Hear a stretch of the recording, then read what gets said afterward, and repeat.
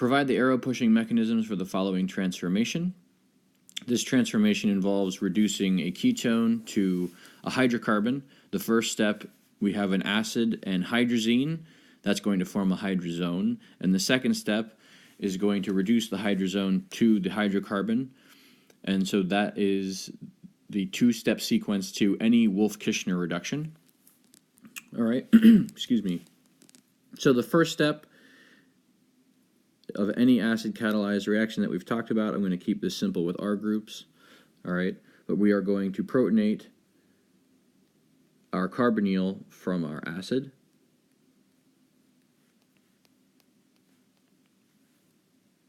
Like so. All right, so that's going to give us our protonated carbonyl.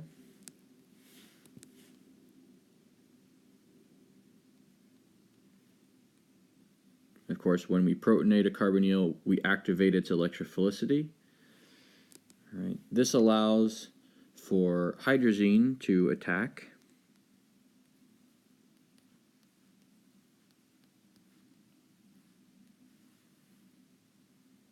Right, second step is heteroatom attacks. This is going to form a tetrahedral intermediate.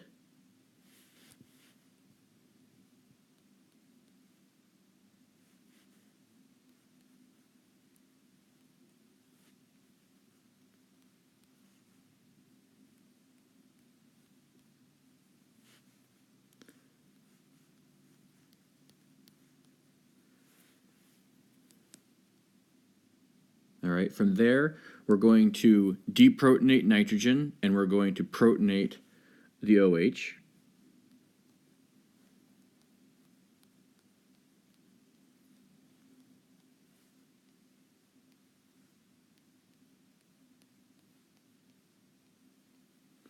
All right, so that's going to give us a good leaving group. All right, so here we have our protonated OH. This is going to leave, which will give us a carbocation.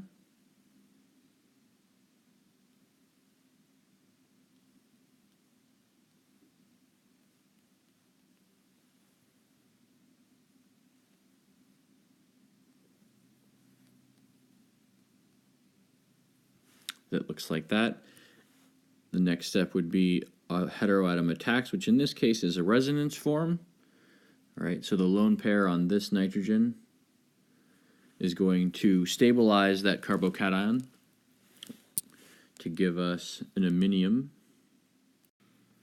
So here's that iminium type species, and we still have our trifluoroacetate hanging out from the first step, the conjugate base. This is also the conjugate base that can deprotonate the original addition product. All right. And that's going to give us our hydrazone. So we're halfway there. That's the end of the first step. So we formed our hydrazone, but in order to complete the reduction, we need to treat this with sodium hydroxide. All right, this is a very strong base. This will deprotonate most protic hydrogens. So this hydrogen is attached to nitrogen.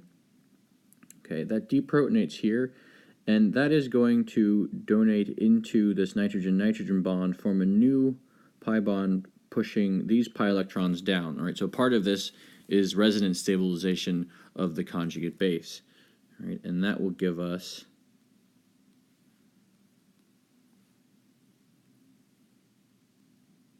a nitrogen-nitrogen double bond. There's still a hydrogen on this end here.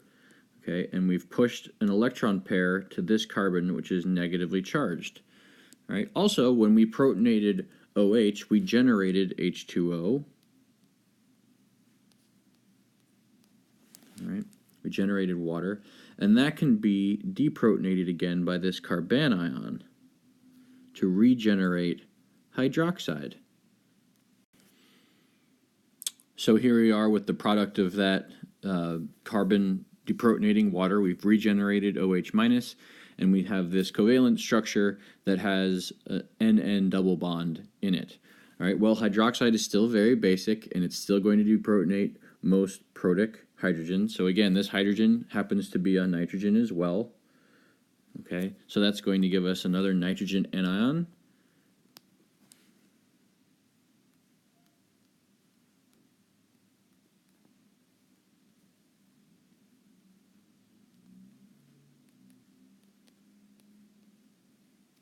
All right, and what happens is this anion is going to push over. It's going to form a second pi bond between the nitrogens. It's going to break the NC bond here, pushing electrons down to carbon.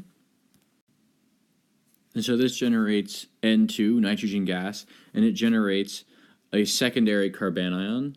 And of course, we still have our water from the second deprotonation of nitrogen, right? A carbanion is much more basic than hydroxide, and so this will deprotonate water and generate our methylene. All right, so our final product will be 2 hydrogens on the carbon that used to have the carbonyl. All right, and we've generated N2. And these arrows here, these red arrows are showing that hydroxide is being regenerated. Okay? So yeah, that's the mechanism for any Wolff-Kishner reaction. Remember that it doesn't matter what's attached to the ketone. The mechanism is going to be the same. All right? So, these R groups